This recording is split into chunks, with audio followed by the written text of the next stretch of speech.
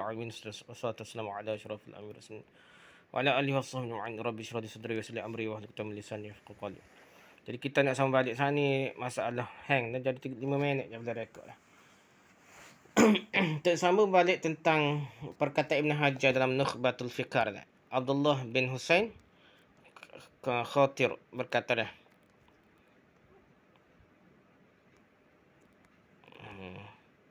Tak kena dah apalah tinggal dah. Perkataan Ibn Hajar Asqalani kemudian Al-Mardud yang tertolak dan sebagaimana tersebut telah lalu bahasanya bahasanya hadis makbul adalah hadis yang diamalkan dan boleh diamalkan lah. Bukan sanad saja sahih, betul lah. Dia yakin lebih betul, tepat lah. Dan ada 4 macam, itu sahih di zatihi, iaitu kuat dhabitnya dan tersambung sanadnya, atau 2 sahih di ghairihi, iaitu lemah dhabitnya dan dia adalah hasan di zatihi lah. Dan jika hasannya kerana banyaknya jalan-jalannya, maka dia adalah hasan li ghairihi.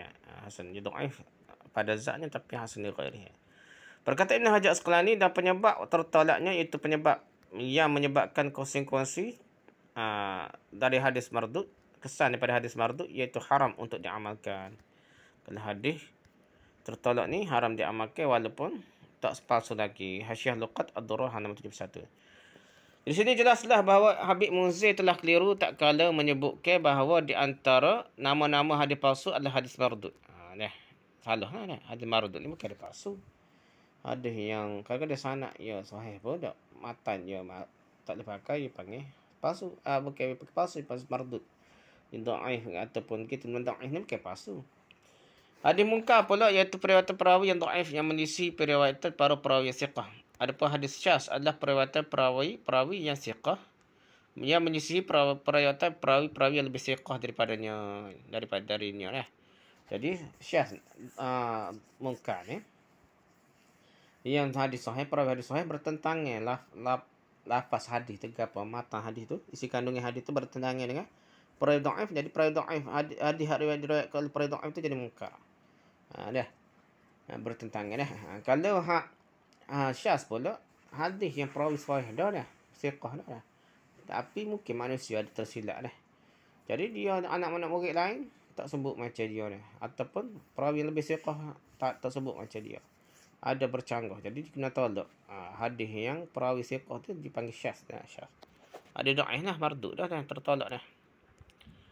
Ibn Hajar Asqalani berkata dengan demikian jelaslah bahawasanya antara hadis syaz, ganjil dan hadis munkar ada keumuman dan kekhususan dari satu sisi. Kerana keduanya bersepakat pada sisi adanya penyisihan, bertentangan lah. Dan keduanya berbeza dari sisi bahawasanya hadis syaz adalah periwayatan perawi-perawinya yang siqah, perawi siqah ataupun soduk. Soduk ni jarah yang paling tarjih tausik yang paling rendah lah dah. Dan hadis munkar adalah periwayatan perawi yang dhaif. Dan telah lalai orang yang menyamakan antara keduanya. Wallahu a'lam. Jadi rujuk nazatun nadar 73 lain dah. Sah ke palsu dia antara munkar dengan munkar dengan syaz pun beza jauh dah nih. Munkar dengan syaz tu jauh dah beza dah. Jadi palsu ni lain pula. Bahkan sebahagian ulama hadis seperti Imam Ahmad bin Hanbal menamakan perawi-perawi siqah yang bersendirian dalam periwayatannya yang berbeza lah, sendiri dari segi berbeza daripada hadis-hadis orang lain sebagai yang munkar juga, tanpa memandang apakah perawi tersebut menyisihi perawi yang lebih siqah darinya ataukah tidak menyisihi. Lihat penjelasan Ibn Hajar dalam Hadis Sari halaman 309. Ni istilah lah. Istilah ulama mutaqaddimin lah. Imam Ahmad ni lain lah. Jadi dia tak kira disebut munkar belaka, tak ada istilah syaz. Bertentangan oleh perawi siqah panggil munkar. Itu istilah mutaqaddimin. Yang lain lah, hasan sahih ke munkar ke sahih dhaif pun takrif yang lain dah. Hasan sahih pun takrif yang lain. Dia bukan takrifan ulama mutaakhirin lah, macam Ibn Hajar Asqalani ke apa. Dia start di Ibn Salah tu start dengan bukan mutaqaddim, mutaakhirin. Betul dah. Jadi ulama-ulama hadis yang kedua dah. Mutaqaddim ini Imam Bukhari ke, Imam Ahmad ke dah, imam peringkat-peringkat awal lagi. Jadi ada istilah yang lain sikit. Macam istilah fiqh lah dah. Imam Syafi'i kata akrahu, saya benci ke, kariha ke apa dah. Jadi makruh yang disebut oleh Imam Syafi'i itu maksudnya lain. Ada yang makruh, ada yang tepat haram. Nah, ada yang haram dah, tapi memang sepakat, dia mau sepakat haram, apa kita sebut lagi haram, dipanggil kariha, akrahu ke apa gitulah, cara nama yukrahu dibenci gitulah. Jadi begitu juga dalam istilah ulama hadis ni mutaqaddim lain. Jadi orang ngajar hadis patutnya tahu benda gini. Tiba Habib Muzir dia kata kalau Habib Muzir ko Habib Habib Umar kata suhu Habib satu habis hadis ingat dia. Tapi baca kalau kita dengar ceramah dia baca hadis palsu saja. Tak apalah. Dia sembuhkan semata-mata sebut orang tu ahli hadis, mata-mata dia boleh baca hadis ikut dia. Ahli hadis ni dia ada kaedah dia dah, bukan sekadar ulama hadis ni bukan sekadar sebut hadis. Dia kena cek, dia tahu perawi boleh tarjih, dia boleh cek sanad mana kuat, setahu mana tu baru ulama hadis. Jadi Habib Muzir ni pun begitu lemah lah dari segi kaedah ilmu hadis. Seterusnya Habib Muzir berkata, maka tidak sepatutnya kita menggolongkan semua hadis dhaif adalah hadis palsu. Betul lah. Tapi dia tadi istilah yang salah guna lah. Dan menafikan menghilangkan hadis dhaif kerana sebahagian hadis dhaif tu masih diakui sebagai ucapan Rasulullah SAW. Ni ngarut tak? Ngarut dah.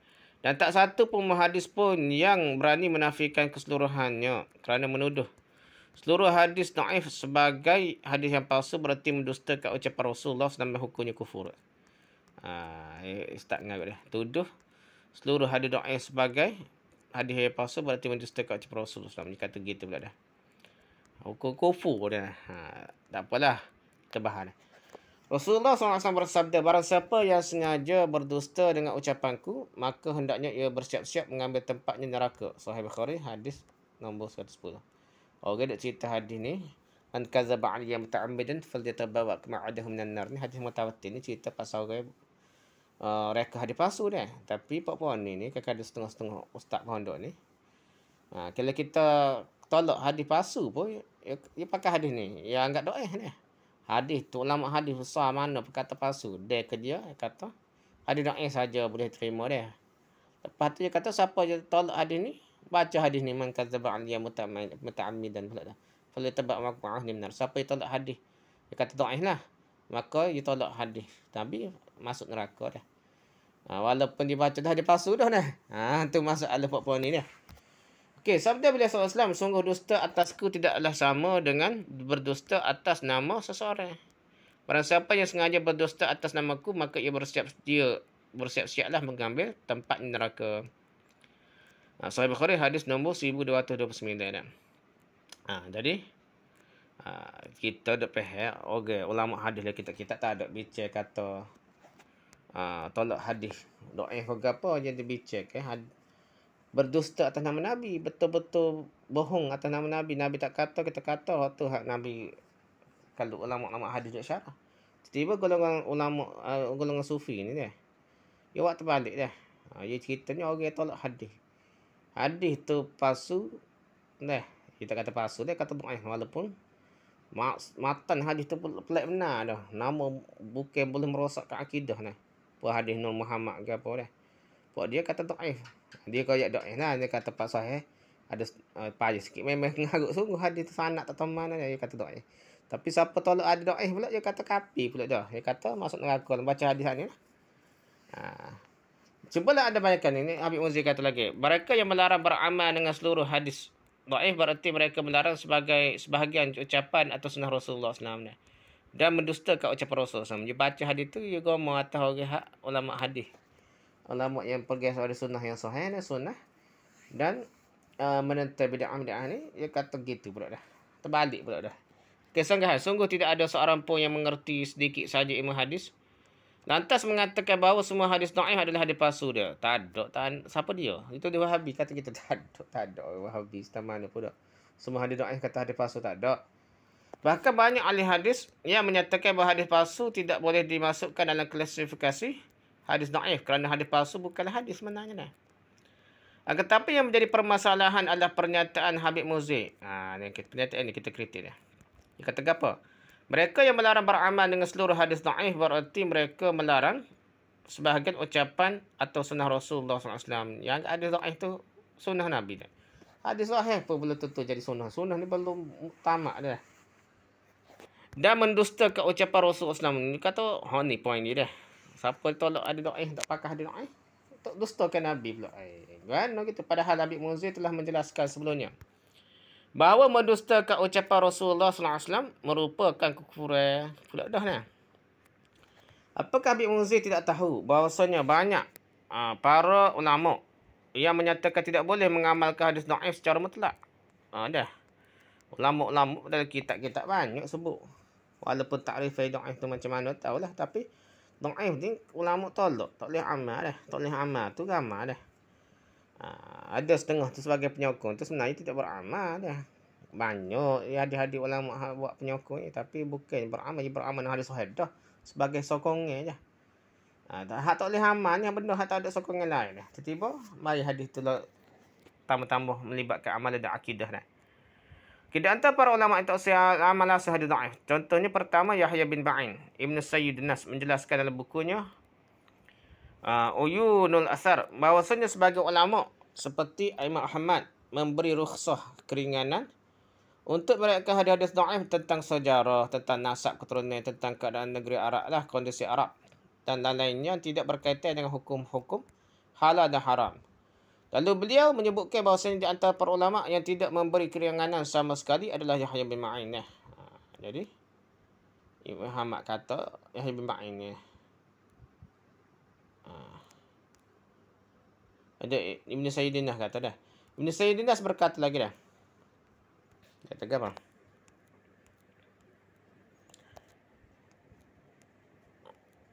Terbaca ni lagi ni, tak apalah. Di antara diriwayatkan darinya penyamaan tentang hal ini antara hukum dan yang lainnya iaitu tentang sejarah dan peperangan adalah Yahya bin Ma'in. Jadi Yahya bin Ma'in tak kira riwayat sejarah kau riwayat gapo kau kena sahih dah. Pada dhaif tak saya pakai tolak belaka dah. Tak boleh percaya juga dia kata dah. Rujuk Uyunul Asar fi Funun Al-Maghazi was-Syama'il was-Siyar jilid 1 muka 5 dah. Yang kedua Imam Muslim. Beliau berkata di Muqaddimah Sahih Muslim dah.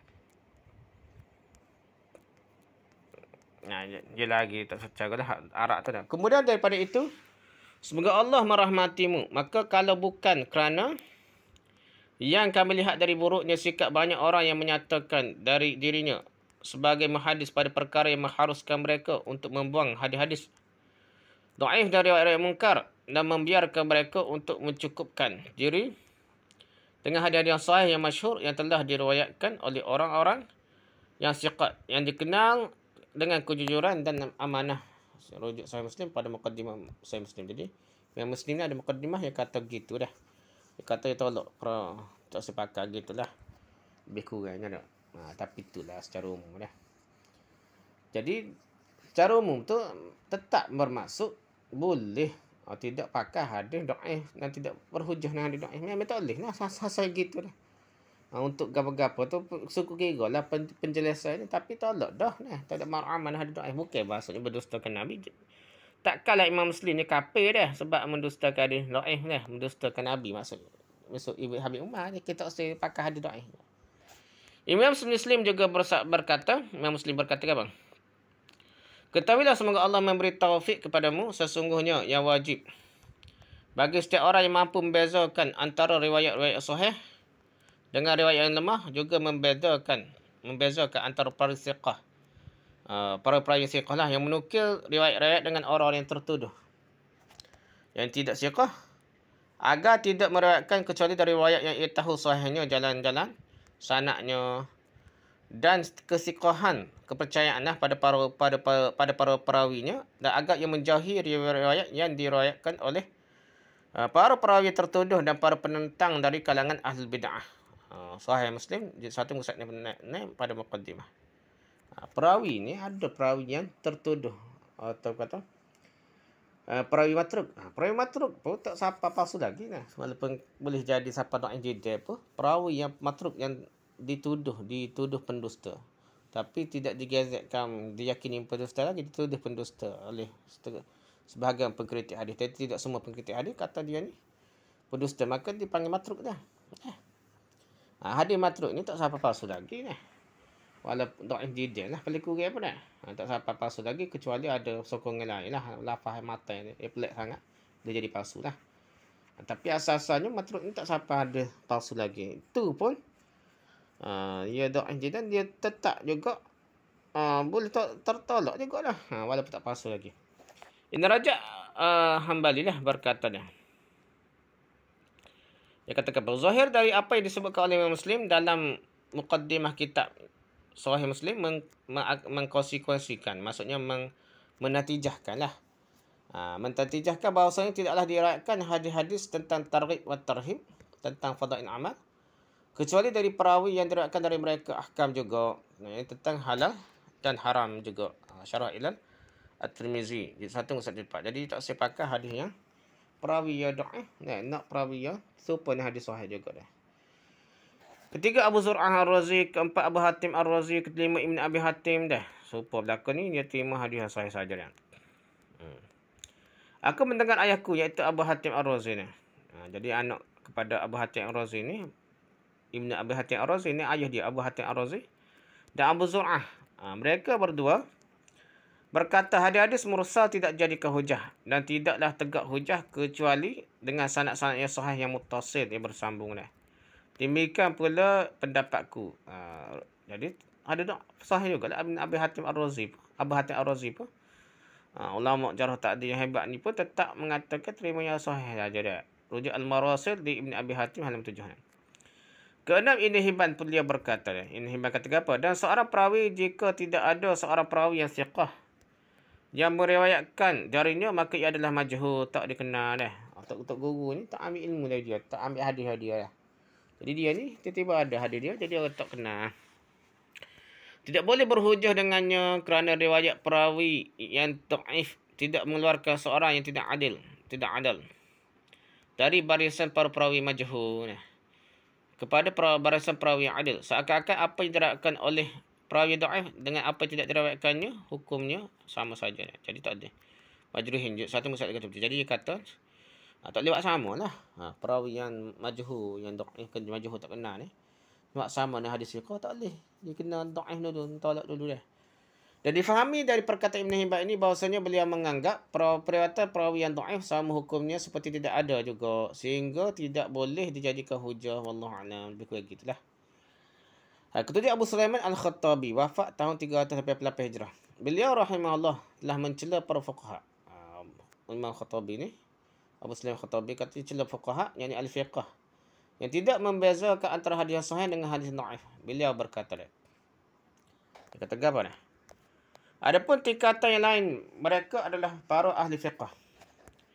Sesungguhnya majoriti mereka tidak menyinggung hadis kecuali sangatlah sedikit, dan hampir-hampir mereka tidak boleh membezakan antara hadis yang sahih dengan hadis yang dhaif, dan mereka tidak mengetahui mana hadis yang baik dengan hadis-hadis yang buruk.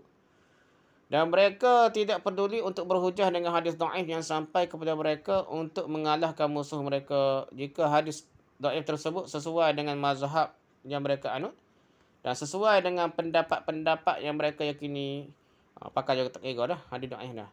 Mereka telah membuat kesepakatan di antara mereka untuk menerima hadis yang dhaif dan hadis mengqati' terputus sanadnya jika hadis tersebut sudah masyhur di sisi mereka dan sering diucapkan oleh lisan-lisan di antara mereka tanpa mengecek dahulu atau tanpa keyakinan ilmu tentang hadis tersebut. Rujuk Ma'alimus Sunan Akhtabilah juzuk 1 musyad 3 hingga 4. Ibn Hazm wafat 450 Hijrah pula dah. Tak kala beliau membantah ahli kitab. Beliau berkata tentang cara kaum muslimin dalam penukilan khabar. Di khabar yang nukil, sebagaimana kami sebutkan, iaitu dengan penukilan penduduk timur dan barat, atau penukilan banyak orang dari banyak orang, atau penukilan perawi siqah dari perawi siqah hingga sampai kepada Nabi SAW. Kecuali jika di sanadnya ada seorang perawi yang majruh, yang tercela, pendusta, atau perawi yang lalai, atau perawi yang majhulul hal. Maka penukilan seperti ini dijadikan oleh sebahagian kaum, dijadikan hujah oleh sebahagian kaum muslimin dan tidak halal jika kami berpendapat dengan penukilan seperti ini dan membenarkannya. Tidak halal lah, haram. Dan tidak halal mengambil sedikit pun dari penukilan seperti ini. Jadi hadis dhaif ni tak halal ya kata dah. So palsu dia. Yang tak dhaif pun tak ada. Rujuk Al-Fisal fil Milal wal Ahwa wan Nihal. Juzuk kedua muka 22. Kesembilan, Abu Syama Al-Maqdisi Asy-Syafi'i, wafat tahun 665 Hijrah. Beliau mengkiri Al-Hafiz Abul Qasim Ibn Asakir yang membawakan hadis, barang siapa yang berpuasa pada tanggal 27 Rejab, maka Allah akan mencatatkan baginya puasa selama 60 bulan. Jadi Abu Syamah Maqdisi ini ingkar Ibn Asakir lah dah. Kerana duk bawa hadis 27 Rejab, puasa berpada boleh tanggal 27 Rejab. Hadis ni dhaif, dia berat lah. Bahkan boleh kata setengah hati palsu dah.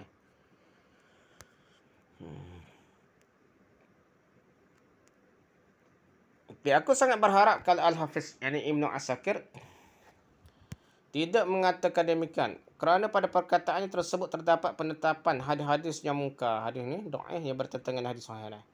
Sesungguhnya kedudukan beliau lebih tinggi dari untuk menyampaikan dari Rasulullah SAW sebuah hadis yang menurutnya adalah dusta. Hadis ni palsu dah setengah nama dah. Jadi cakaplah Abu Syamah masuk neraka, kita kata tuduh dia ni ahli neraka dah. Abu Syamah Al-Maqdisi Asy-Syafi'i lah. Ulama mazhab Syafi'i pun dah. Kerana kata dusta hadis ni. Akan tetapi beliau dalam hal ini berjalan sesuai kebiasaan sekelompok ahli hadis, di mana mereka bermudah-mudahan pada hadis-hadis fadha'ul amal, dan hal ini menurut ahli tahqiq dari kalangan ahli hadis dan juga para ulama usul dan fiqh merupakan kesalahan juga dah. Dan hendaknya ia menjelaskan perkara kelemahan hadis tersebut dahulu jika ia mengetahuinya. Kalau tidak, maka ia akan termasuk dalam ancaman pada Nabi sallallahu alaihi wasallam, barang siapa yang menyampaikan dariku sebuah hadis yang menurutnya adalah dusta, maka ia adalah salah seorang dari para pendusta. Al-Ba'ats al-Inkar al-Bid'ah wal Hawadis halaman 72. Jadi hadis yang lemah pun kena cerita lemah dah. Nak ayat tu tak apa kena cerita lemah kalau dia tahu dah. Tidak, ia tak boleh sampai mamai, takut berdusta atas nama Nabi. Jadi hadis yang dhaif saja pun tak boleh kita sekadar sampaikan saja tanpa memberitahu kelemahannya. Jadi seolah berdusta atas nama Nabi dah. Kalau kita sekadar meriwayatkan hadis, Nabi bersabda, Nabi kata dah, tanpa menyatakan kekuatan hadis. Kalau dhaif, ayat dhaif, nak pakar tu pakarlah. Apabila tahu dhaif juga, pakar. Mungkin maknanya boleh pakar, tapi kena ayat dhaif dulu. Mengikut ijtihad para ulama ahli hadis ni, kena cerita ijtihad ulama hadis. Ulama hadis ni ulama pakar hadis lah, bukan ulama yang biasa tu, ulama yang kuat kuno hebat sangat dah, pakar hadis. Yang ke-10, Asy-Syaukani, wafat 1250 Hijrah. Ni ulama baru, ulama mujtahid bagulah, kira ni macam mujtahidin dia. Asal ni Syiah Zadiyah keturunan dia, tapi banyak terpengaruh dengan Ibn Taymiyah dan sebagainya lah, sebab dia pengkaji dah. Jadi Imam Syaukani ini mengkritik perkataan Ibn Abdul Bar yang menyatakan bahawa para ulama bermudah-mudahan pada periwayatan hadis yang dhaif dalam fadha'il amal, kelebihan amanah. Mereka hanyalah katalah hadis-hadis berkaitan dengan hukum. Dia pengkritik Ibn Abdul Bar ni. Syaukani berkata, sesungguhnya hukum-hukum syariat sama saja, baik masalah hukum maupun masalah fadha'ilul amal, tidak ada perbezaan antaranya. Maka tidak halal menetapkan satu hukum dari hukum-hukum syariat kecuali dengan dalil yang boleh dijadikan hujah. Jika tidak, maka ini merupakan bentuk mengada-ngada dah. Apa yang tidak dikatakan oleh Allah, dan hukuman perbuatan ini sudah jelas. Jadi haram dah. Rujuk Fawaidul Majmu'ah halaman 24. Ni kata-kata siapa dia? Kata Syaukani ya. Tak kira lah. Jadi kena kira gini. Nah, kita ulama ni kata tengok setengah tegas, setengah terkendal sikit. Apa-apa pun kita tak boleh nafikan kalau ada ilmu. Tambah-tambah kita zaman moden ni mudah nak ada tahqiq ke apa. Kena guna ulama tahqiq lah. Ulama hadis tahqiq. Dah. Jadi tahqiq tu ijtihad lah. Ijtihad apa kena pakai lah. Ulama hadis ijtihad bukan copang-copang kapal lah. Bukan ustaz kapal. Bukan habis dah. Orang bida dia masing-masing dah. Jadi ulama yang cek dah hadis tu, kita nak pakai hak tu. Kita tak boleh membiarkan orang tambah-tambah sampai moden yang mudah nak cek ni. Baca hadis sesuka hati tanpa cek hadis tahu mana. Dhaif tak apa, ayat hadis fadha'il amal. Ayat dhaif dulu. Lepas tu baru ayat kita nak pakai fadha'il amal, kena ayat dhaif dulu dah. Supaya orang tak yakin hadis tu hadis kata-kata Nabi. Kita kalau yakin jadi dosa pula. Itulah kata setengah ulama kata hadis dhaif pun kalau kita tak sebut hadis tu dhaif, nak siapa boleh merayakan hadis dhaif dalam fardhu amal, tapi wajarlah sanad terkuat dulu. Kalau kita tahu dah. Tak tahu tu peringkat dulu kita bolehlah kata maaf. Okay. Tapi peringkat lah ni banyak kita tahqiq. Tahqiq kita ni wajib berlaku ni. Kita tak tahu kitab mana pergi Imam Ghazali pun habis dah. Ulama-ulama telah tahqiq dan takhrij hadis dan tahqiq hadis. Dan dia sebut dah kekuatan hadis. Yang ke-11 Sayyidi Hasan Khan. Yang beliau berkata pula siapa dia ni di Andalusan ni. Anak murid Imam Syakani ni. Jadi dia kata dan yang benar yang tidak ada pilihan selainnya bahawasanya hukum-hukum syariat sama sahaja, maka tidak boleh beramal dengan satu hadis hingga hadis tersebut sahih atau hasan li zatihi atau hasan li ghairihi atau dhaifnya terangkat hingga naik menjadi hasan li zatihi atau li ghairihi. Rujuk Nuzulul Abrar bil Ilmul Ma'thur min al-A'diyah wa al-Azkar halaman 7 hingga 8. Jadi ini kata-kata Sidi Az-Zakhan. Ulama hadis ulama ni dia ni raja ni Sidi Az-Zakhan ni belajar ni Imam Syakani dan tulis berkata-kata kitab semasa dia jadi raja sebelum jatuh kerajaan dia lah. Jatuh kerajaan dia kepada British ke tahu dah tak ingat dah. Jadi kerajaan India ni banyak pun kita dululah. Bukan negara Malaysia masa tu dah. Negara Kelantan, negara Terengganu, negara Pahang, jadi seolah negara masing-masing mereka sendiri tak bergantung satu sama lain ya.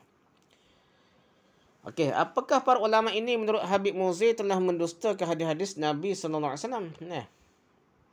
Jadi adakah Habib Muzi kata para ini masuk neraka ataupun tak royak masuk neraka apa kata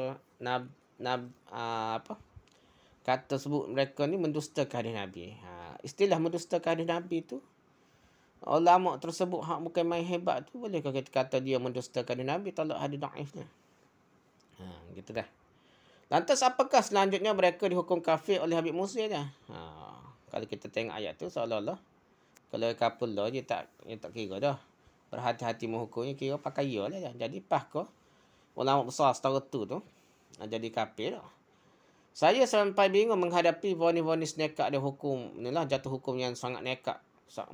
Nekat dari Habib Muzi membedakan antara mayat tapi masalahnya mayat orang hidup dia pun kata siapa je beza kata mayat si mati tok orang mati dengan orang hidup ni berlain ni kafir juga dia kata dah. Dan syirik nyata pula kata gitu dah. Lepas tu menolak mengamalkan hadis-hadis dhaif dia katakan berdusta ke ucapan Nabi dan kafir juga dah. Bila kita tengok gitulah ucapan Habib Muzi ni. Terbalik sepatutnya orang menyama ke orang hidup dan orang mati tu kafir, lebih logik bertentangan dengan ayat Quran. Tapi terbalik pula dah. Yang anggap orang yang tidak menyamakan antara orang hidup dengan orang mati ni sebagai kafir pula dah. Orang yang tolak hadis dhaif ni kafir pula dah. Mendustakan hadis Nabi pula dah. Terbalik ulama-ulama hadis kita besar mana ada ayat gitu dah, mana beritahu macam tu. Orang ulama besar semua kata yang dikatakan mendustakan Nabi, kata apa yang Nabi tak kata. Bukanlah orang yang menolak hadis yang dhaif, yang lemah. Dengan hujah-hujah lah. Tak boleh kata dia tu kafir. Cumanya ada kaedah lah. Cumanya dosa dia kalau dia tak ada kaedah, tolak mentah-mentah gitu. Tapi tak sampai kafir. Pasal ada dhaif dia, memang lemah dia. Tak pelik kalau ada orang tolak dah. Orang hak terima hadis palsu, yang zahir palsu tu boleh jadi dusta atas Nabi nya dah. Janganlah orang hak tolak hadis yang nampak kelemahan dia. Dah tak siapa palsu pun nampak kelemahan tu ada hak dia untuk tolak dia. Apakah ada satu saja ulama atau satu saja ustaz yang berpendidikan hadis lah dah. Yang berpendapat seperti pendapat Habib Muzi ini bahawasanya menolak mengamalkan seluruh hadis dhaif melazimkan mendustakan ucapan Nabi sallallahu alaihi wasallam. Yang hal ini merupakan kekufuran. Adakah dalam kitab mana-mana sebut Tok Guru besar kata tolak hadis dhaif. Jadi kufur dia. Bukankah Habib Muzi memiliki sanad hingga Imam Syafi'i dah? Bahkan hingga Nabi sallallahu alaihi wasallam ada sanad lah kononnya. Lantas apakah ada para ulama yang sanad Habib Muzi sampaikan kepada mereka yang berpendapat seperti Habib Muzi ni? Siapa dia? Tak jumpa pada kitab mana pun kata Habib Muzi ni. Permasalahan mengamalkan hadis dhaif dalam fardhu amal merupakan permasalahan khilafiyah lah. Di antara para ulama, hal ini telah jelaskan oleh Sakhawi dalam kitabnya Al-Qaul Badi' fi Shalah 'ala al-Habib Asy-Syafi'. Syafi'i ni. Habib Asy-Syafi'i, ala Habib Asy-Syafi'i. Halaman 303 hingga 306. Majoriti ulama membolehkan untuk mengamalkan hadis-hadis dhaif dalam farda'in amal dan untuk targhib wa tarhib. Bukan dalam hukum-hukum. Akan tapi mereka memberikan persyaratan untuk mengamalkannya. Al-Hafiz Sakhawi menyebutkan bahawasanya guru beliau iaitu Imam Ibn Hajar Al-Asqalani memberi 3 persyaratan untuk mengamalkan hadis dhaif. Beliau berkata, sungguh aku telah berulang kali mendengar guruku yang Ibn Hajar Al-Asqalani berkata, dan ia telah menulis dengan khat tulisan tangan beliau. Sesungguhnya syarat mengamalkan hadis dhaif ada 3. Jadi berkali-kali berkerak ni. Ibn Hajar Al-Asqalani ajar anak murid dia ni. Nak amal hadis dhaif ni. Kalau tidak, tak boleh amal lah. Tak boleh berguna hadis dhaif. Tolak lah. Bahasa mudahnya ni. Tolak sikit kau, tolak berat kau, tolak pakai tu sokar kau lah. Tolak saja tu. Tak ni Ibn Habib Muzir kata kafir. Benar ke dah? Jadi pertama nak pakai hadis dhaif tu, persyaratan dia sepakati itu kedhaifannya tidak boleh parah. Kalau dhaif tu tak palsu lagi, tapi dhaif jiddan ni, kata dhaif yang melampau. Tak boleh tolak lah. Kerananya tidak termasuk periwayatan bersendirian dari para pendusta. Dan para perawi yang tertuduh dusta pun, serta perawi yang parah kesalahannya, tak dusta dia, tapi dia kerek salah dia. Dia tak sebelawak, tak sengaja berbohong, tapi dia banyak masalah. Jadi orang macam ni banyak sangat faham dia. Kesalahan tu dia kata dhaif berat lah. Yang kedua, amalan yang dilakukan berada di bawah asal, yang ini hukum yang umum. Kerananya tidak termasuk amalan yang dia ada-adakannya baru lah, yang tidak memiliki asal hukum sama sekali dia. Solat raghaib tu tak ada asal dia. Solat tertentu dah. Solat hadiah ke apa dah. Tak ada lagi tak pak mazhab. Solat raghaib ke apa dah. Jadi kalau ada tubik hadis macam tu dah. Dah. Tak ada sokongan lain dah. Maka dia tak boleh pakai, tak boleh bawa. Tak boleh baca pun kecuali dengan kelemahan dia. Ketika tak kala mengamalkannya hadis tersebut, hendaknya ia tidaklah meyakini sahihnya hadis tersebut. Agar ia tidak menyandarkan menisbah kepada Nabi apa yang tidak diucapkan oleh Nabi SAW. Jadi hadis tak ada dah. Man kadzaba alayya ke apa, siapa berdusta atas nama aku tu. Semuanya ulama hadis cerita pasal orang berbuh kata Nabi kata padahal Nabi tak kata. Bukannya orang yang menolak hadis dhaif. Tak ada ulama kitab besar sebut tolak hadis dhaif tu berbuh hadis ni, berhujah hadis ni, tak ada dah. Ibn Hajar berkata, 2 syarat yang terakhir dari Al-Is Ibn Abdissalam dan sahabatnya Ibn Daqiq Al-Id. Dan ada pun syarat itu pertama, maka Al-Ala'i menukilkan adalah kesempatan akan syarat ini. Rujuk Al-Qawl Badi' muka surat 333 334. Jadi 2 syarat terakhir tu Al-Is Ibn Salam dan Ibn Daqiq Al-Id sama-sama saya dua ni. Jadi syarat yang pertama sepakatlah syarat pertama ni. Jadi syarat pertama ke apa ni? Tidak pekak ada. Syaratnya hadis tu dhaif, bukan dhaif jiddan. Yang kedua, amalan hak ni tidak sepakatlah, tidak jemuklah, tapi kuatlah ulama besar pakat dia. Ada di bawah perkara asal dia. Maksudnya ada hadis sahih ke ataupun sabitnya hadis sahih. Yang ketiga, tidak yakin sahih. Kena cerita oleh sebab itu hadis ni kalau kita tahu dah ataupun dengan mudah cek. Kalau kita cek kena wajak kaji ulama hadis ni. Keempat, agar orang yang mengamalkan tidak menampak-nampakkan amalannya. Di syarat lain lah. Keempat ni ada syarat tambahan lagi dah. Ibn Hajar sebut ni. Tidak menampakkan amalannya ditulis dia buat secara terbuka dia. Kalau hadis tu dhaif, dah. Kalau kita terima lagi boleh beramal pun tidak boleh dibuat secara terbuka, buat syiar, buat semaya berjemaah, raghaib ke apa dah. Persyaratan ini disebut oleh Ibn Hajar Asqalani dalam kitabnya Tabyinul Ajab bima warada fi fadl Rajab. Jadi Ibn Hajar Asqalani ulama hadis mazhab Syi'i yang hebat, dia mendetail kelebihan bulan Rajab ni. Dia berkata bersamaan dengan itu, iaitu bolehnya membawa ke hadis dhaif dalam fadha'il amal, hendaklah disyaratkan agar orang yang mengamalkannya meyakini bahawa hadis tersebut dhaif. Meyakini hadis tersebut dhaif. Dan hendaknya ia tidak menampak-nampakkan, menyuhurkan hal tersebut. Tak boleh suhur lah hadis. Kalau amal itu hadis dhaif, tak boleh suhur. Agar seorang tidak mengamalkan hadis yang dhaif sehingga ia pun mensyariatkan apa yang bukan syarat. Masalahnya jadi bid'ah. Ya. Atau ada sebagai orang jahil yang melihatnya mengamalkan hadis dhaif sehingga ia pun menyangka bahawa amalan tersebut adalah sunnah yang sahih. Masalah situ. Bubuh atas nama Nabi ni, istihad kita kata boleh pakai setahun. Tapi tak boleh baca hadis sandar ke Nabi ataupun mensyiarkannya buat ramal-ramal seolah benda terkait dengan Nabi, sunnah Nabi. Makna ini telah dijelaskan oleh Al-Ustaz Abu Muhammad bin Abdul Salam dan yang lainnya. Jadi Syekh Abu Muhammad bin Salam kata gitulah. Dan hendaknya seorang berhati-hati agar tidak termasuk dalam sabda Nabi SAW, barang siapa yang menyampaikan dariku sebuah hadis yang menurutnya adalah dusta, maka ialah salah seorang dari para pendusta. Maka bagaimana lagi dengan orang yang mengamalkannya? Jadi semua ni ulama-ulama berhujah hadis ni, man kadzaba alayya muta'ammidan falyataba maq'adahu minan nar ni. Cerita hadisnya, hadis siapa berdusta atas namaku, maka bersiap sedialah tempatnya neraka, hadis mutawatir ni. Hadis semua ni ulama berhujah. Orang yang berdusta atas nama Nabi, bukan orang yang tolak hadis Nabi dia, yang dhaif.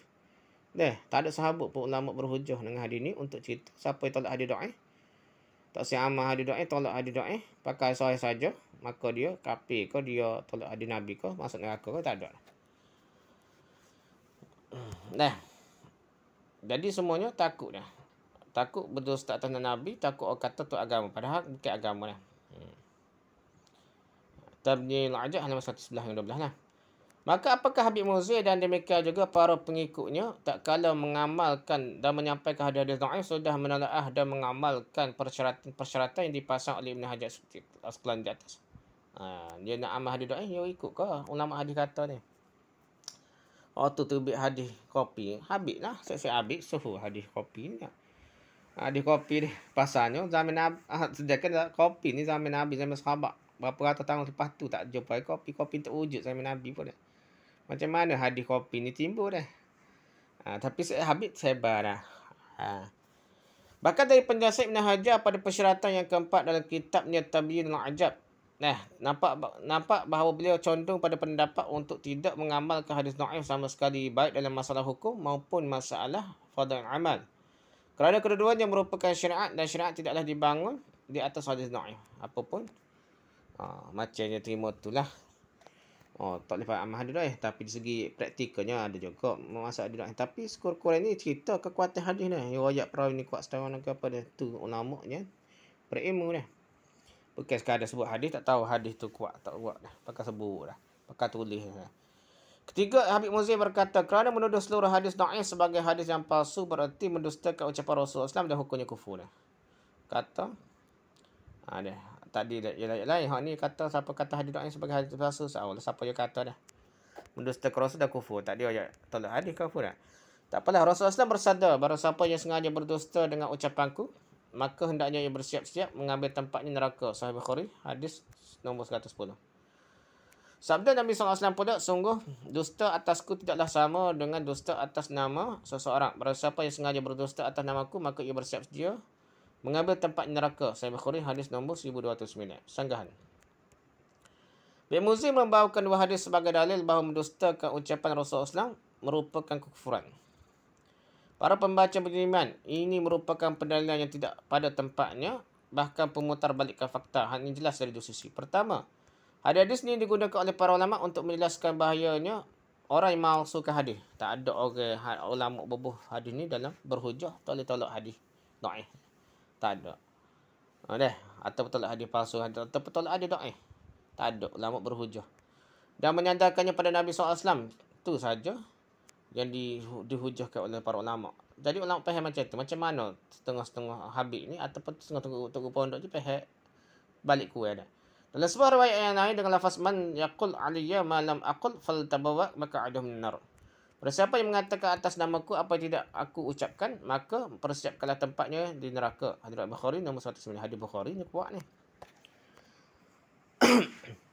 Maka sangatlah jelas bahawa hadis-hadis ancaman tersebut berkaitan dengan orang yang menyampaikan suatu perkataan hadis yang tidak pernah diucapkan oleh Nabi SAW. Hal ini berbeza dengan orang yang menolak hadis Nabi kerana ragu dengan kesahihannya.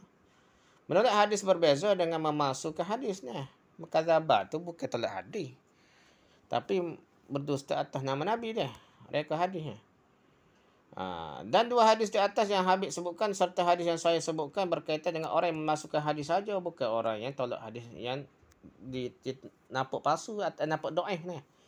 Kerananya tolong Habib Muzid untuk menyebutkan siapakah para ulama yang berdalil dengan hadis tersebut untuk mengancam orang yang menolak hadis Rasulullah SAW yang dhaif. Mana dia? Dan juga terlebih lagi ulama siapakah yang telah berdalil dengan hadis ini untuk mengancam orang yang menolak seluruh hadis dhaif. Apakah Habib Muzid tidak membaca perkataan para ulama hadis yang besar ni tentang syarah penjelasan dan isi dalil ini ni? Kedua, bahkan sebagai ulama justru berdalil dengan hadis ini untuk mengancam orang-orang yang menyampaikan hadis-hadis dhaif, kemudian menyatakan bahawa Rasulullah telah menyabdakan hadis-hadis dhaif tersebut tanpa menjelaskan kedhaifannya, kerana hadis dhaif adalah hanya merupakan persangkaan yang marjuh, yang lemah, yang cacat lah dah. Dah. Jadi kita nak ayat dhaif. Kan nak buat hujah sikit ataupun tak hujah buat sokongnya apa dah. Kena bawa ayat atau dhaif dulu. Allah telah mencela persangkaan zon yang tidak kuat marjuh ni. Sangkaan tidak marjuh ni tidak kuat dalam banyak ayat. Di antaranya firman Allah Taala, "Ama yattabi' aktsaruhum illa zanna, inna zanna la yughni minal haqqi syai'a." Dan kebanyakan mereka tidak mengikuti kecuali persangkaan saja. Sesungguhnya persangkaan itu tidak sedikit pun berguna untuk mencapai kebenaran. Surah Yunus ayat 36. Yattabi'una illa zann, mereka tidak lain hanyalah mengikuti persangkaan belaka. Surah 6 ayat 116. Al-Qadi Abu Muhasin Yusuf bin Musa Al-Hanafi berkata dalam kitabnya Al-Mu'tasar, pada subjudul tentang berdusta atas Nabi sallallahu alaihi wasallam. Allah berfirman, bukankah perjanjian Taurat sudah diambil dari mereka, iaitu bahawa mereka tidak akan mengatakan terhadap Allah kecuali dengan al-haq, dengan yang benar. Dan perkataan dari Rasulullah adalah perkataan atas nama Allah. Al-haq pada ayat ini seperti al-haq dalam firman Allah, illa man syahada bil haq, kecuali orang-orang yang menyaksikan dengan al-haq kebenaran. Surah Zukhruf ayat 86. Maka setiap orang yang mempersaksikan dengan zon prasangka, maka ia telah mempersaksikan dengan selain al-haq. Kerana zon tidaklah memberikan kebenaran sama sekali. Maka demikian pula orang yang menyampaikan sebuah hadis dari Nabi SAW dengan zon persangkaan, maka ia telah menyampaikan dari Nabi dengan selain al-haq, selain kebenaran, maka hal ini merupakan kebatilan, dan kebatilan adalah dusta. Jadi walaupun mungkin sahih pun tak boleh ayat main-main tanpa ijtihad yang bersungguh-sungguh kekuat cek hadis ni. Jadi dia dikira berdusta atas nama Nabi. Maka jadilah ia salah seorang dari para pendusta atas nama Nabi, dan termasuk orang yang masuk dalam sabda Nabi, barang siapa yang berdusta atasku, maka bersiaplah mengambil tempatnya neraka. Dan kita berlindung dari hal ini. Rujuk Al-Mu'tasar minal Mukhtasar min Mushkil Al-Athar, juzuk kedua muka 262. Dan perkataan Qadi Abu Mahasin ini merupakan ringkasan dari perkataan Abu Ja'far At-Tahawi Al-Hanafi wafat 301 Hijrah sebagaimana termaktub dalam kitabnya Mushkil Al-Athar juzuk 1 muka 373 hingga 375. Silakanlah para pembaca merujuk kitab tersebut. Saya tidak menukilnya di sini kerana terlalu panjang untuk diterjemahkan. Dan paling tidak, sebagaimana menurut sebagian ulama, jika seseorang bermudah-mudahan menyandarkan hadis dhaif kepada Nabi SAW tanpa menjelaskan kedhaifannya, hadis tersebut lemah, tak cerita lemah, maka dikhawatirkan itulah terjerumus dalam kedustaan. Hadis tu dhaif tapi dia tu jadi pendusta dia. Walaupun tak palsu lagi hadis tersebut, dia jadi macam pendusta je. Telah lalu perkataan Hafiz Ibn Hajar Al-Asqalani bersamaan dengan itu, iaitu bolehnya membawa hadis dhaif dalam fardhu amal. Hendaknya disyaratkan agar orang yang mengamalkannya meyakini bahawa hadis tersebut dhaif. Mana tahu juga dhaif ya. Jadi kita kalau baca ada kitab tahqiq ke apa, ajak dhaif dulu dah. Baru boleh pakai kata boleh beramal hadis dhaif. Tapi cerita hadis dhaif. Kalau dipakai baca hadis, kita tak tahu hadis dhaif ke sahih kan. Tiba kita kata hadis dhaif boleh beramal, sedangkan hadis yang kita baca, kita sebut ke masyarakat tu tak ayat dhaif ke sahih ke. Jadi dia telah berdusta lah kira. Telah berdusta atas nama Nabi. Jadi dia tak boleh orang yang mengamalkannya tak boleh yakin hadis tu sahih lah. Dia kena tahu bahawa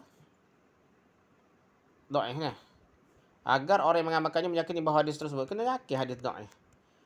Dan hendaknya ia tidak menampak-nampakkan, menyuhurkan mempopularkan ataupun memviralkan amalan hal tersebut agar seseorang tidak menyangka hadis dhaif tersebut sebagai sahih sehingga ia pun mensyariatkan apa yang bukan syariat. Atau ada sebagai orang jahil yang melihatnya mengamalkan hadis dhaif sehingga ia pun menyangka bahawa amalan tersebut adalah sunnah yang sahih. Mana ini telah dijelaskan oleh Al-Ustaz Abu Muhammad Ibn Abdul Salam dan yang lainnya, dan hendaknya seorang berhati-hati agar tidak termasuk dalam sabda Nabi SAW. Barang siapa yang menyampaikan dariku sebuah hadis yang menurutnya adalah dusta, maka ia adalah salah seorang dari pendusta. Maka bagaimana lagi dengan orang yang mengamalkannya? Jadi amal itu lebih berat Tamyin Ta'ajab halaman 11. Al-Munawi Asy-Syafi'i. Mana Munawi pula tak kala menjelaskan hadis, barang siapa yang menyampaikan dariku sebuah hadis yang menurutnya adalah dusta, maka ia adalah salah seorang dari para pendusta. Beliau berkata, sabda Nabi, maka ia adalah salah seorang dari para pendusta dengan konteks jamak ahadul kazibin. Salah seorang dari para pendusta yang itu ditinjau dari jumlah banyak orang yang meriwayatkannya, dan dengan konteks tasniyah, dua ahadul kazibainnya. Salah seorang dari dua pendusta iaitu ditinjau dari pendusta pencetus hadis palsu tersebut dan yang menukil dari sang pendusta. Dia tak sebelawak tetapi dia ambil daripada pendusta.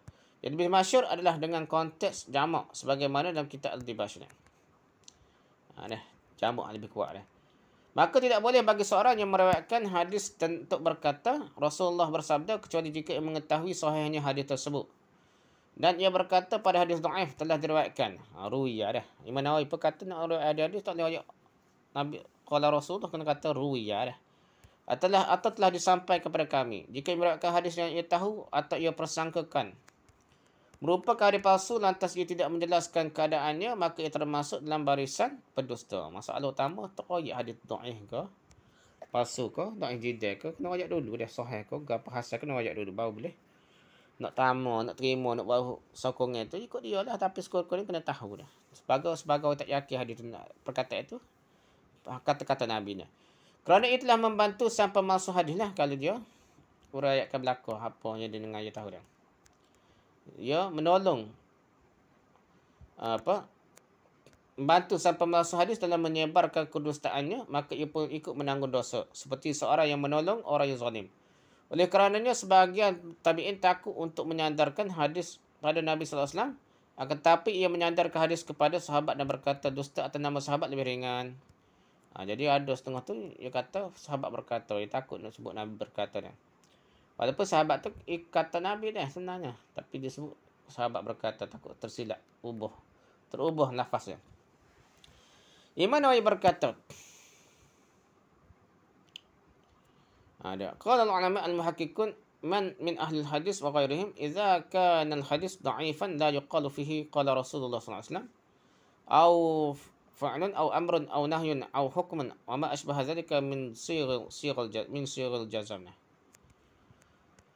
Jadi para ulama ahli tahqiq, ahli peneliti dari kalangan ahli hadis dan yang lainnya telah berkata jika hadis dhaif maka tidak boleh dikatakan pada hadis tersebut telah bersabda Rasulullah SAW atau telah mengerjakan atau telah memerintahkan atau telah melarang atau Rasulullah telah berhukum dan yang semisalnya dari sirah yang jazam, sirah putus kata-kata putus.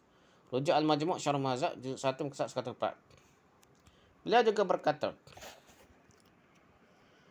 qalu fasirah al-jazam mawdu'atus sahih mawdu'atus sahih aw al-hasan wa sirah al-tamrid لما سواهما وذلك أن صيغة الجزم تقتضي صحته عن المضاف إليه فلا ينبغي أن يطلق إلا فيما صح ولا فيكون الإنسان في معنى الكاذب عليه وهذا الأدب أخلى به المصنف وجماهير الفقهاء من أصحابنا وغيرهم بل جماهير أصحاب العلوم مطلقا ما عدا هذاك المحدثين وذلك تساهل قبيح فإنهم يقولون كثيرا في الصحيح روي عنه وفي الضعيف قال وروي فلان وهذا حيد عن الصواب. Mereka para ulama ahli tahqiq berkata sirah jazam diletakkan sirah jazam diletakkan untuk hadis-hadis yang sahih atau hasan, dan sirah tamrid digunakan untuk selain hadis-hadis sahih dan hasan. Hal ini kerana sirah jazam mengharuskan, memastikan sahihnya perkataan dari yang disandarkan perkataan tersebut. Kerana tidak semestinya digunakan kecuali pada hadis yang sahih, dan jika tidak, maka seorang maknanya adalah berdusta atas namanya, atas nama Nabi ni. Dan adab ini telah dilanggar oleh penulis Asy-Syirazi dia. Jadi Imam Nawawi kritik Asy-Syirazi dia. Siapa dia kritik ni? Ya dah dah. Ada Imam Nawawi lah kritik Imam Asy-Syirazi dia. Dia syarah kitab Imam Asy-Syirazi dah, Majmu' Syarah Mahzab. Tapi kritik Imam Asy-Syirazi. Jadi dia kata adab ini telah dilanggar oleh penulis Syirazi dan majoriti ahli fiqh dari mazhab Syafi'i dan yang selainnya, bahkan dilanggar oleh majoriti para ahli ilmu secara mutlak, kecuali para ahli hadis yang cerdik saja. Dan ini merupakan sikap bermudah-mudahan yang buruk, yang sangat buruk dah. Sering mereka berkata pada hadis yang sahih telah diriwayatkan dari Nabi SAW, dan sebaliknya mereka berkata tentang hadis yang dhaif, Rasulullah telah bersabda, si fulan telah meriwayatkan, dan ini merupakan bentuk penyimpangan dari kebenaran. Rujuk Majmu' Syarah Mahzab, juzuk 1 muka 1/4. Kat mana kita ni? Nak habis ke tak? 47.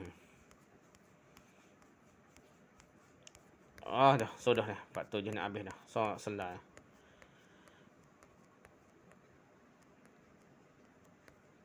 Al-Bawi berkata, segolongan dari para sahabat dan para tabi'in membenci untuk terlalu banyak menyampaikan hadis dari Rasulullah sallallahu alaihi wasallam, khawatir terjatuh dalam penambahan lafaz hadis atau pengurangan atau kesalahan. Takut silap betul dia. Bahkan di antara para tabi'in ada yang takut menisbahkan hadis kepada Rasulullah.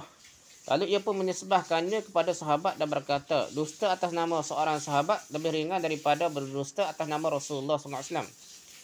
Semua itu kerana penghormatan pada hadis-hadis Rasulullah sallallahu alaihi wasallam dan kekhawatiran terjerumus dalam ancaman. Rujuk Syarah As-Sunnah, Syarah Husnah, juzuk 1 muka 205 hingga 206. Kerananya barang siapa yang memilih pendapat bolehnya meriwayatkan hadis dhaif dalam fadailul amal, maka hendaknya ia menjelaskan kedhaifan hadis tersebut dan juga perhatikan 4 persyaratan yang disebutkan oleh Al-Hafiz Ibn Hajar Asqalani dan Imam Nawawi lah. Sebagai penutup artikel ini, maka saya menyebutkan bahawasanya di antara manaqib sejarah lah dah, biografi Imam Syafi'i rahimahullah, sebagaimana ditegaskan oleh Imam Nawawi, bahawasanya Imam Syafi'i sangat bersungguh-sungguh dalam menolong hadis-hadis Nabi dan mengikuti sunnah, serta sangat berusaha mengamalkan hadis-hadis yang sahih dan membuang hadis-hadis yang dhaif. Imam Nawawi berkata, dan di antara manaqib kebaikan Imam Syafi'i adalah ijtihad, kesungguhan beliau dalam menolong hadis-hadis Nabi dan dalam mengikuti sunnah-sunnah Nabi sallallahu alaihi wasallam, sampai-sampai tak kala beliau datang ke Iraq, maka beliau dijuluki dengan penolong hadis, Nasirus Sunnah lah, penolong hadis-hadis Nabi sallallahu alaihi wasallam. Rujuk Majmu' juz 1 muka 7. Nawawi juga berkata, dan di antara manaqib Imam Syafi'i rahimahullah adalah berpegang teguhnya beliau terhadap hadis-hadis yang sahih dan berpalingnya beliau dari hadis-hadis yang lemah dan dhaif. Dan kami tidak mengetahui seorang pun dari para ahli fiqh yang memberi perhatian dan berhujah dengan membedakan antara hadis yang sahih dengan hadis yang dhaif sebagaimana perhatian Imam Syafi'i. Rujuk Majmu' halaman 28. Jadi Imam Nawawi kata Imam Syafi'i ni jaga sebut dhaif tak dhaif, ni jangan sebutlah lemah tak lemah tu. Tiba-tiba anak-anak murid dia, anak cucu anak murid Imam Syafi'i ini tidak seperti itulah. Selesailah artikel ni, sambung lepas ni lah. Ni baru siri pertama 29 Oktober 2011, 28 Zulkaidah 1423 Hijrah. Abu Abdul Muhsin Firanda Adrija. Wallahu a'lam. Subhanakallah wa bihamdika, subhanakumdika, asyhadu an la ilaha illa anta, astaghfiruka wa atubu ilaik. Assalamualaikum warahmatullahi wabarakatuh.